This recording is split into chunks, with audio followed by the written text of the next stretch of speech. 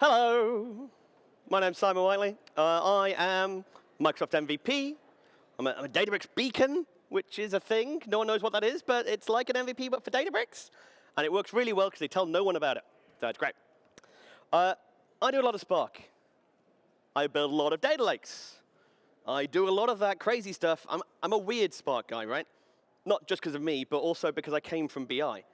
Spent a huge amount of time building Kimball-style warehouses, building SSIS and SSAS and RS and all that good stuff. And then I moved into big data and Spark and all that. So there's certain things that people coming from warehousing really care about. And there's certain things that people coming from Spark don't care at all about. So fairly niche topic, right?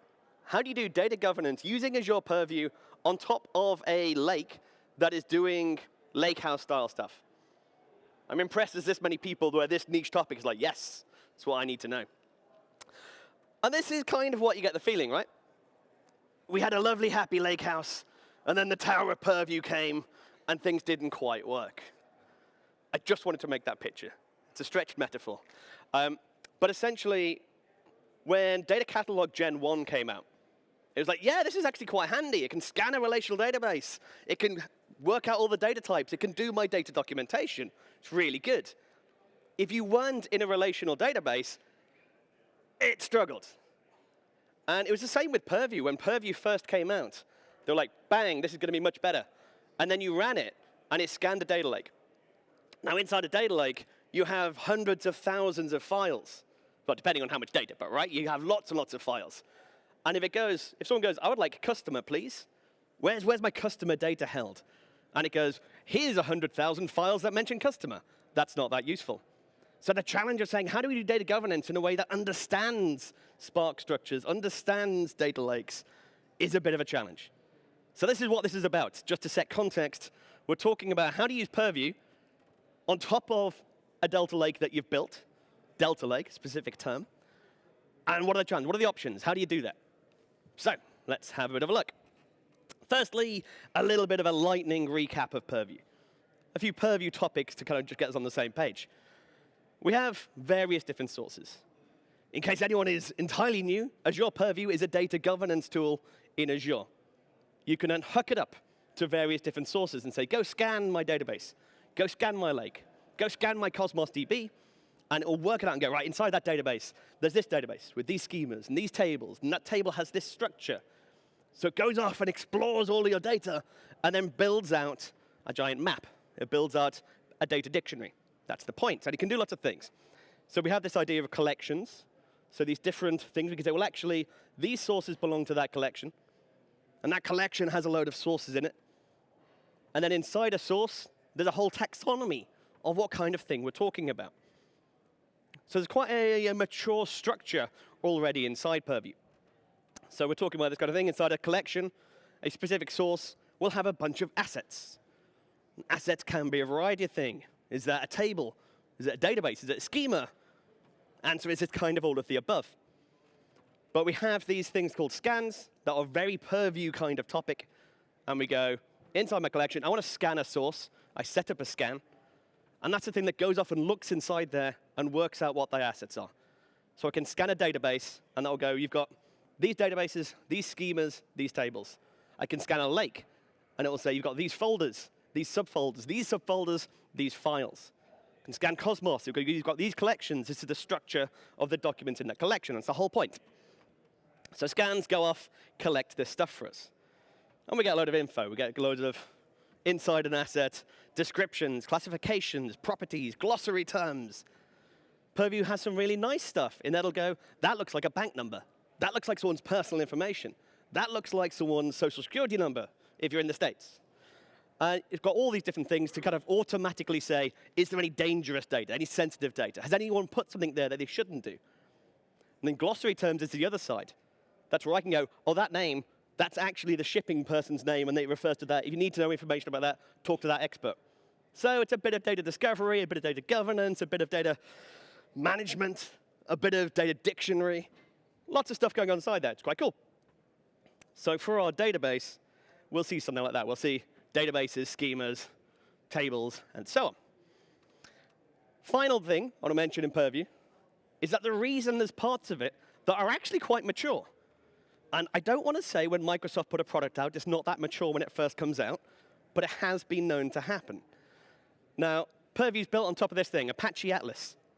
Now, Apache Atlas is an open source data governance tool.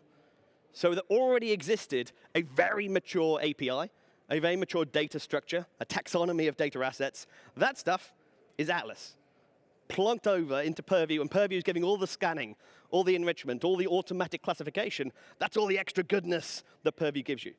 So there's parts of Purview, like the API that is provided by the open source thing, which is why it's so mature already. So a bunch of things, depending on which thing it is, has a level of maturity because Purview's relatively new. So, data lakes. What do we need to know about data lakes that makes it a challenge? Number one rule of data lakes. I'll fight anyone who disagrees. A data lake, whenever you're talking about a data set, it's always a folder. It's always a folder that has files inside of it. So if I say, select star from my table, that is always equivalent of go and read everything inside that file. It might have one file inside it. It might have 10,000 files inside it in a subdirectory structure. I don't care. Whenever we talk about data in a lake, we talk about a folder. And there's lots of demos you see out there that don't do that, and they give you a folder that's just full of all sorts of different files, and you have wildcards, and it's like, no one ever does that. That is not how people build lakes. So you have this kind of thing. We have my sales folder with a load of different CSVs in there if I wanted to. And I would go in, and I would query the top part. I'd say, create a Spark data frame over the folder of sales, read everything in there. Never say, create a data frame over that one particular individual file.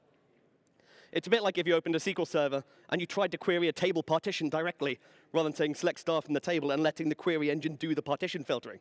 You just don't do it. OK. Yeah, that's the lie. I'm not saying that when Synapse Spark came out, they did lots of examples like that, but don't believe anything you say if you see that, right? You don't have a folder that has lots of different data sets all jammed into the same folder. So we don't do that. It's bad. It's nasty. So we can normally trust when we've got a folder, all the files inside of it, they're just sections. They're just parts of that same overall data set. So we get things that look like that. OK? So a little bit of scene setting. And then the final part of it, final bit of that puzzle, is one of the things we can do quite often via things like Spark, is we have Hive. Now, Hive is an open source SQL layer that you can create a virtual layer. It looks like a SQL table. The data's still actually in files and folders in the lake. So people can say, select star from my, I don't know, fact sales. And actually, that'll just map to the folder structure. And so you're creating a SQL virtual layer on top. So we've got that idea. We have our lake set up.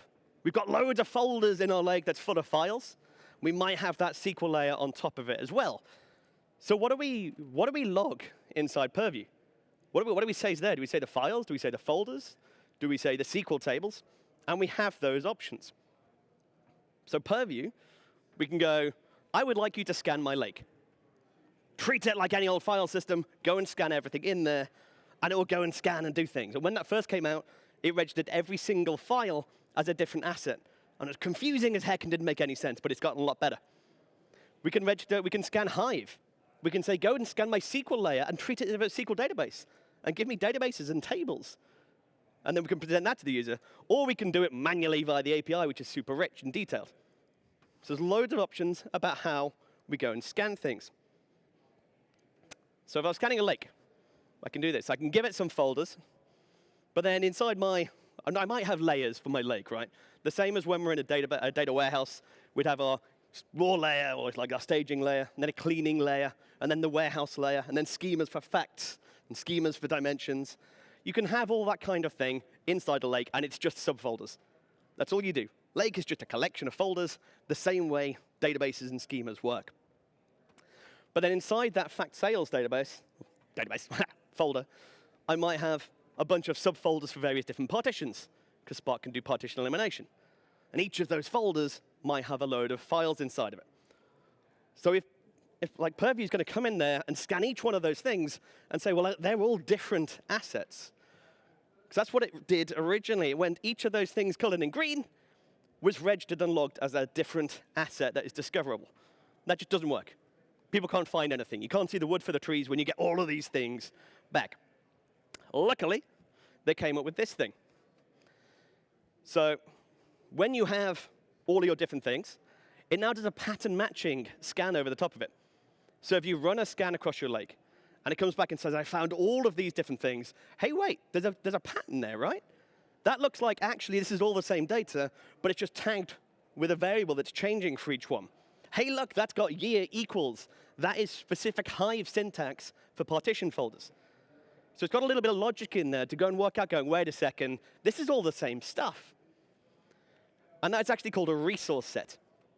So now, if we go and use Purview, and we point it at a data lake, it's intelligent enough to go, oh, that whole structure is a single thing called fact sales. That whole structure is just one dimension with partitioning and subpartitions and subpartitions. And it now can actually recognize that. So the whole idea of just pointing Purview at a lake and say, go nuts and tell me what's in there, works a lot better than it used to if you've got resource sets turned on. So that's one big thing. I mean, so it'll automatically do some elements of resource sets. If you wanted to gather advanced information, number of files, number of partitions, do a little bit more work, you can turn that on as a bit of configuration. And that means it's a bit more compute, which means it costs a bit more. So that's an option. If you want it to do loads of work to find this stuff, you can turn on advanced resource sets. But by default, it will go and do that, and it will do collapsing of these big, complex structures down into these actual smaller things. And it recognizes it's Spark now. And this is a nice evolution of customer feedback that they've gone through. Because when they first put it out, it labeled that whole asset as Spark partitions. So someone said, where's my customer data? And you go, it's this thing called Spark partitions. And then everyone would go, well, that makes no sense whatsoever. And then they've taken that feedback and they're going, oh, so the folder name, that's the asset. Cool. And it works that way now. So now that would be called fact sales as an asset. And then inside there, it knows it has Spark partitions. So it's been like an incremental improvement of the scanner. Because remember, the Apache Atlas part, that's quite mature. But the scanning technology is the one that's implemented fairly recently. That's just maturing and getting better as they get feedback. OK, so option one for how we scan a lake via Purview has gotten a lot better. We can just say, go nuts, scan it, tell me what's inside my lake. Option two, scanning Hive. So we already can do this, right? So inside Purview, we can point it at a SQL database. And it'll do the equivalent of select star from systables, select star from syscolumns. It'll read the metadata inside DMVs, inside a SQL server, to say, what is the structure of that thing? And actually, Hive has the same thing. We can say, show tables. We give a list of tables. Describe a table. Gives me the structure of a table. You can query the metadata of Hive. Slightly different syntax. It's a different implementation of SQL. But you can do that kind of thing. So we can say, right, I just want to query my SQL metadata layer. Tell me all the stuff that I've got. And it's, yeah, it kind of works. So there's now a Hive scanner baked into Purview. So you can choose, do I want to map the entire lake? Or do I just want to map the SQL layer that I'm presenting? And certainly, if you're going through things like Power BI, and you're trying to go through something like Databricks, and you're trying to say, well, what's inside my lake? Power BI can only see the Hive layer. It can't actually go and query delta tables or kind of deep parquet inside a lake. So you end up having to have that so your Power BI users know what's actually there. So it's really, really straightforward to scan Hive via Purview. First, you need to connect to the web terminal inside Databricks and find out the connection to the hidden managed metastore. You know, that's one step, which is already fairly mental. The next bit, you just do this. You create one of those things. That's a self-hosted integration runtime that you need to install the Java development environment and a MariaDB jar and a trust certificate, right? Just works out the box. It's great. No? Cool. So yeah, that's currently how that works. And that is a pain, right? So you can scan Hive via Purview. There is a Hive scanner as one of the out-of-the-box ones. If you're managing your own Hive, or if you're managing an external Hive in a SQL database, great. It just points straight at it. If you're using something like Databricks, or using another tool that has an embedded, managed for you Hive metastore, you might have to do something a bit mental. So that works. You need to pay for the Oracle licenses to have the development environment installed. You need to find out which version of the MariaDB drive you need installed. You need to install the generic Baltimore Trust Certificate. It does work. Once it's set up, it's fine. It's a VM you need to look after. So whilst it sounds quite nice doing the Hive route, that initial setup is a pain. Once it's there, it's fine. I'm hoping at some point that'll just get sucked up and work as a normal Purview scanner, but it doesn't yet. Be aware.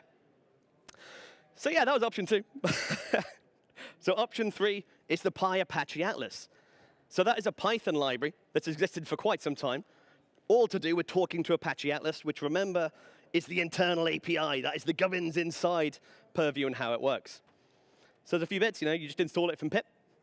So it is a managed open source repository, backed massively by Microsoft now that they're doing tons and tons of mod Purview. And actually, it's really rich.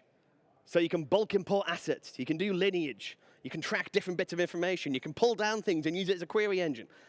Ton of stuff you can do inside Apache Atlas. But it's manual, right? That is I'm going to manually write some code. I'm going to build my own workarounds of things that Purview doesn't do out of the box. So it depends where you're going with it. And it's always awkward having this conversation, because Purview, you talk about a data governance tool, and people think, cool, business users. They don't think hacking together some manual integration via an extension Python library, or installing Java development environments and MariaDB extensions. But as a super quick thing, again, I'll share these slides rather than read through the code, but you can do things like this, right? Connecting to Purview is really straightforward. Essentially, all of that, all I'm saying is, give me a service principal. That middle bit, go and get me the service principal, tell me the secret, tell me Active Directory. The bottom bit is connect. Here's the name of my Purview. So it's actually quite baked in. It's already built in such a way that it talks to Purview fairly easily, not that many lines of code to create a connection to Purview so you can start working with it. When we actually then go and work with Purview itself, get an entity, client.getEntity. Here's the GUID. I need to have gone and found the GUID and know what I'm looking for. But if I'm managing that and maintaining it, I can go and pull things back. I can do a search. I can send off, find things that have got this location in the lake, bring back that asset. Going and bringing stuff back is fairly straightforward, and you get something like that.